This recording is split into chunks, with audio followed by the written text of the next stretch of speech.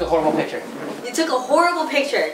And so, like I said, the only button I recognized, or the little dial, was the filming one.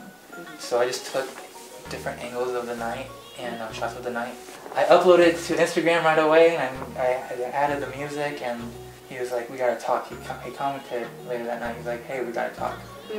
And so he wanted to work together, and he's like, Super Bowl week is coming, let's cover that. And so I was like, I was filming all these celebrities. I got pushed into it right away. So, I have pretty friends. It's kind of obvious on my Instagram. Works out. So back to how did you meet the pretty friends? Let's just give a little tidbit to all the people that are attracted to pretty women. How did you even find yourself in that space?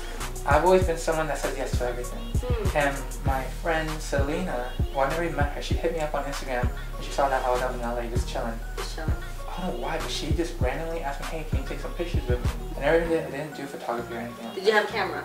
No. Did you even have I still don't even have a camera. Said, can you take pictures of me? But I'm in LA. So many people were in LA to take pictures. It was just random. Like, she was friends with Lisa, but they've never met me, just through Instagram. Oh, Instagram. So, my first shoot was a nude shoot. I don't know, I feel like because of, and I'm gonna give it up all to my parents. My parents raised me to be very respectful. Don't ever look at a girl like that, don't ever, just be very respectful. So we clicked, and then other girls saw how natural those pictures came out. She wasn't posing, she wasn't trying to, you know, just very natural.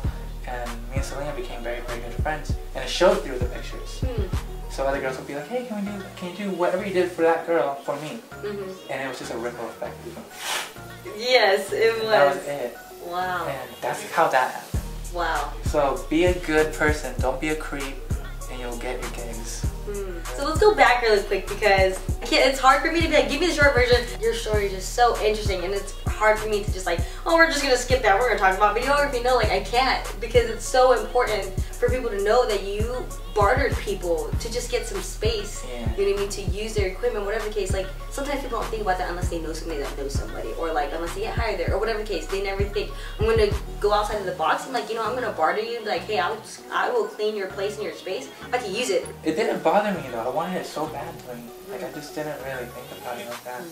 I wanted to do music, I wanted to do movies, I wanted to do video, I wanted to do photography, I wanted to know how to engineer, I wanted to know everything. I wanted to know how to perform, I wanted to know how to be behind the stage, I wanted to know how the lights work. I learned all that throughout my years.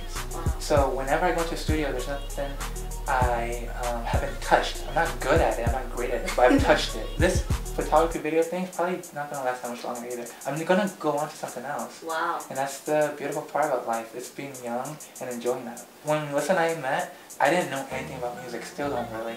But I picked up a guitar, you know, and we would sing and play and like on streets, First Friday, LA, we just go anywhere. And we work, and I got a job at the age of 15, and I haven't stopped working since. I like to work every day. Okay, so you said that you found Lisa, and you two, because of this group, came together. You all were at a community center, or they came to your school? You went to the same school? No, I looked online. Like, the thing is, that's what I want people to know. Don't let things come to you. Don't think that someone's going to discover you. Don't think that something's just going to come your way. Go out of your way and get that. Because I was looking online for months, not even gonna lie, probably for a couple years, just to know how to get started into acting. No, let's start performing first. Let's start doing like street stuff. Let's start doing it for like family outings, anything. We would go on. I would look on the newspaper, look if there's any upcoming events. Just ask everyone. Do you need an opener? Do you need this? Do you need that? And that's how I was with dancing too. I didn't know how to dance at all. Dance is scary. It's scary because you're moving, you know, and you gotta not look silly. But I wanted to know how to network with everyone, so I saw that there was an audition for it. They were looking for 4 sexy girls. I don't know. But this is what I'm talking about. They're looking for 4 sexy girls. I was gonna give them everything I got. I'm gonna show up, and I'm very animated, so that used to my theatrical stuff. And I remember watching the Jabberwockies when they were coming out.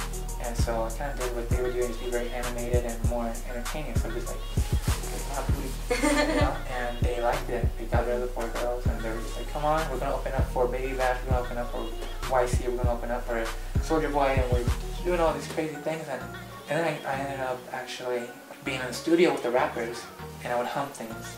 The engineer, the producer would be like, do that again, and I'd do it. And then I got Lisa in it.